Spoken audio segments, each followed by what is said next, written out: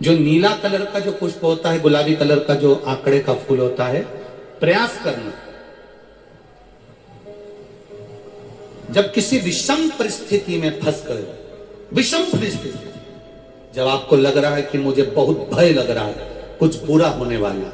आपको लग रहा है आज मेरी उल्टी आंख बहुत फड़क रही है, कुछ गड़बड़ होने वाला है, आपको लग रहा है मेरी सीधी आंख फड़क रही, कुछ गड़बड़ होने वाला है, तब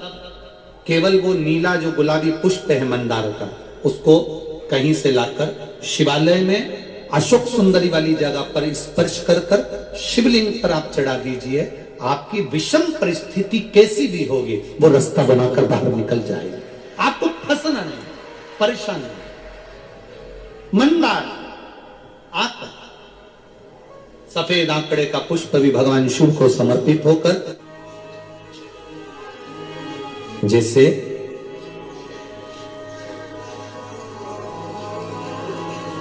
बेले के फल का गुर्दा, बेल का जो फल होता है, बेलपत्री का फल, उसका जैसे गुर्दा, उसके अंदर का जो भाग होता है बेल का, वो गुर्दा, उसको अग्नि में जलाकर उसकी भस्म तैयार कर कर छान कर जब जब आपके यहां विद्वान ब्राह्मण शिव जी का अभिषेक कराते हैं, पूजन कराते हैं, तो उसमें लिखते हैं पूजन के साहित्य में बेलपत्री, धतूरा, दुर्वा, ये उसमें नीचे लिखेंगे भस्म। लिखते कि नहीं लिखते? लिखते हैं ना, भस्म अभिषेक में चाहिए रहते। तब उस भस्म का थोड़ा सा भी भाग आप अगर शिव को समर्पित कर रहे हो तो ये जान लें कि शंकर मनवांछित फल प्रदान कर रहे हैं, शिव फल प्रदान कर रहे हैं।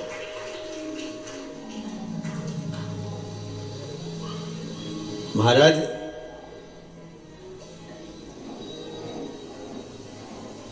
बेलपत्री के वृक्ष के नीचे बैठकर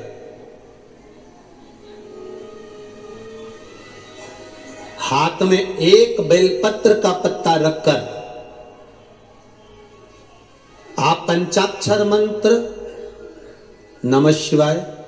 ओम नमः शिवाय या श्री शिवाय नमस्तुभ्यम या महामृत्युंजय मंत्र का स्मरण कर रहे हो, पर डंडी का भाग अपनी ओर, बेलपत्र की बीच वाली पत्ती का भाग बीच वाली उंगली की ओर रखकर अगर आप स्मरण कर रहे हैं और अपने काम ना कर कर बेलपत्री के वृक्ष के नीचे बैठकर उस पत्ते को सम्मुख रखकर बाबा से विनय कर कर एकांत में उस बेलपत्री के वृक्ष की छांव में, बेलपत्री के वृक्ष की छांव आप काम ना कर कर उस पत्ते को